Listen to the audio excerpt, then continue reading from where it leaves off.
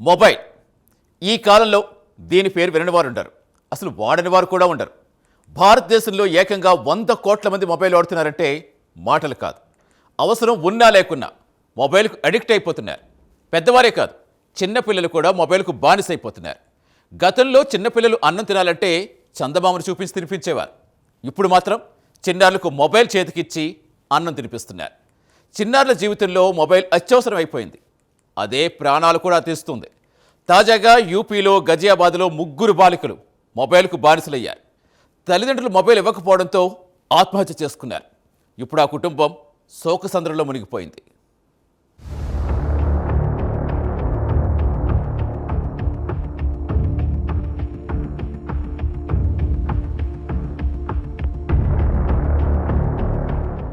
ఉత్తరప్రదేశ్ రాష్ట్రంలో ఘజియాబాద్ నగరంలో ఇటీవల జరిగిన ఒక దారుణ ఘటన సమాజాన్ని కలిచివేసింది.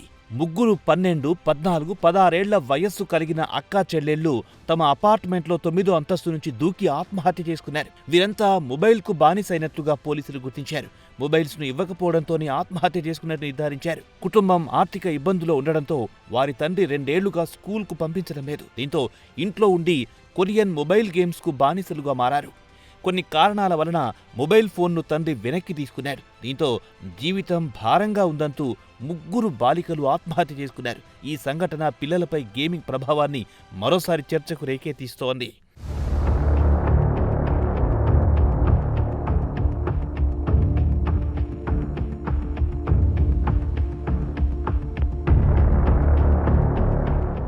ఘజియాబాద్లోని ఒక హౌజింగ్ సొసైటీలో నివసిస్తున్న చేతన్ కుమార్ అనే వ్యక్తి కుటుంబం ఈ దుర్ఘటనకు సాక్ష్యమక్కింది. చేతన్ కుమార్ స్టాక్ ట్రేడర్గా పనిచేస్తున్నాడు. అతడికి 2 భార్యలు. మొదటి భార్య ద్వారా ఒక కుమారుడు, ఒక కుమార్తె ఉన్నారు. కుమారుడు మానసిక వికలాంగుడు. రెండో భార్య ద్వారా 3 కుమార్తెలు.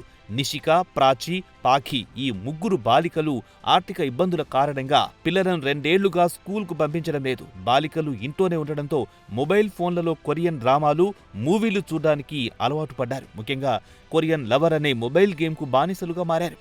ఈ గేమ్లో వివిధ టాస్కులుంటాయి. కొరియన్ కల్చర్ ప్రభావం బాలికల మనసులపై లోతుగా పడిందని పోలీసులు అంటున్నారు. బాలికలు తమకు తాముగా కొరియన్ పేర్లు పెట్టుకుని మొబైల్ వాల్పేపర్లో రాసుకున్నారు. అయితే తల్లిదండ్రులు ఎన్నిసార్లు చెప్పినా బాలికలు మొబైల్ ఫోన్లను చూడడం మానలేదన్నారు. అంతలోనే ఈ అఘాయిత్యం జరిగిపోయింది.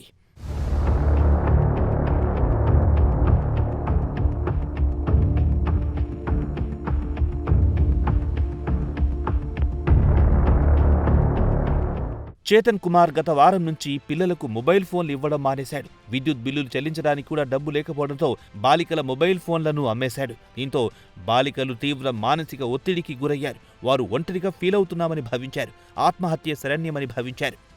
ఆత్మహత్య చేసుకునే ముందు వారు 8 పేజీల సూసైడ్ నోట్ రాశారు. అందులో నాన్న క్షమించు, మేం ఒంటరిగా ఫీల్ అవుతున్నాం అని రాశారు. ఆ తర్వాత ఆత్మహత్య చేసుకున్నారు. ఈ హృదయ విదారకర ఘటన స్థానికులను కలిచివేసింది.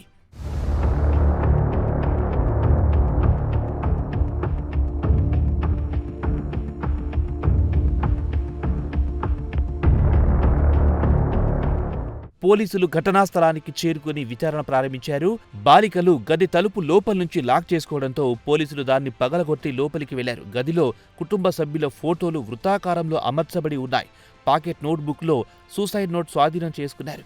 బాలికల మృతదేహాలను పోస్టు మార్టం కోసం ఆసుపత్రికి తరలించారు. సైబర్ క్రైమ్ పోలీసులు వారి మొబైల్ ఫోన్లను పరిశీలిస్తున్నారు. ఎఫ్ఐఆర్ నమోదు చేసి దర్యాప్తు కొనసాగిస్తున్నారు. ఈ సంఘటనకు సంబంధించిన పోలీసులు పలు అనుమానాలు వ్యక్తం చేస్తున్నారు. మొదట కొరియన్ డ్రామాలు బాలికల మనసులపై భావోద్వేగమైన ప్రభావం చూపినట్లు నిర్ధారణకొచ్చారు. ఈ డ్రామాలు తరచూ ఒంటరితనం, ప్రేమ, ఆత్మహత్య వంటి థీమ్లను చూపిస్తున్నట్లు గుర్తించారు. తల్లిదండ్రులు ఎప్పుడైతే మొబైల్ ఇవ్వడం మానేశారో అప్పటినుంచి ఒంటరిగా ఫీల్ అవుతున్నట్టు తెలుస్తోంది. మామూలుగా అయితే పిల్లలు బయట ఆడుకుంటారు, లేకపోతే తల్లికి సహాయంగా ఉంటారు. ఇలాంటి అలవాట్లు మొబైల్ గేమ్లకు బానిసలైన వారికి ఉండవు. దీంతో ఈ 3 బాలికలు తమ ప్రాణాలు వదిలినట్లు పోలీసులు నిర్ధారించారు.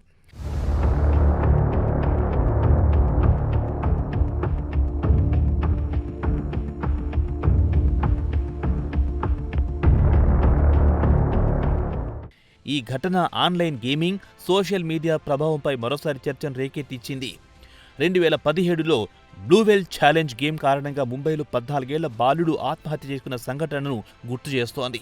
ఈ గేమ్లో వివిధ టాస్కులు పూర్తి చేసి చివరికి ఆత్మహత్య చేసుకోవాలనే సూచనలుండేవి. ప్రస్తుత సంఘటనలో కూడా అలాంటి గేమ్ అనుమానం వచ్చినప్పటికీ పోలీసులు దాన్ని తోసిపుచ్చారు. బాలికలు ఆత్మహత్య చేసుకోవాలనే నిర్ణయం వారి సొంత నిర్ణయమన్నారు. అయితే మొబైల్ లేకపోవడంతో ఇలాంటి దారుణానికి ఒడిగట్టారన్నారు. టీనేజర్లు మొబైల్ వ్యసనానికి లోనవుతున్నారని, తల్లిదండ్రులు జాగ్రత్తగా ఉండాలని నిపుణులు సూచిస్తున్నారు.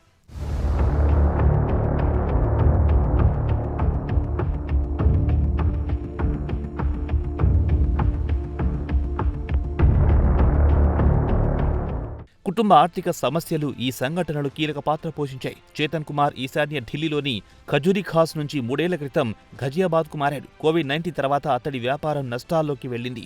అప్పులు పెరిగాయి. పిల్లల విద్యకు కూడా డబ్బు లేకపోవడంతో వారు ఇంట్లోనే మగ్గుతున్నారు. మానసిక వికలాంగుడైన కుమారుని చూసుకోవడం అదనపు భారంగా మారింది. ఈ సమస్యలు బాలికలను మరింత ఒంటరితనంలోకి నెట్టాయి.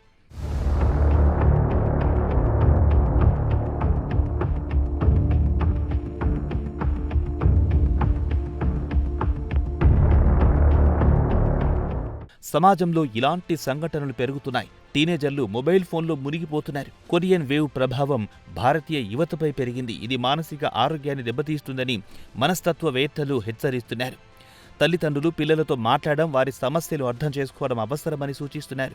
గవర్నమెంట్ కూడా ఆన్లైన్ గేమ్స్పై నియంత్రణ తెచ్చే అవసరం ఉంది. పోలీసులు ఈ కేసును క్షుణ్ణంగా దర్యాప్తు చేస్తున్నారు. బాలికల మొబైల్ డేటా, సూసైడ్ నోట్, కుటుంబ సభ్యుల వాంగ్మూలాలు పరిశీలిస్తున్నారు.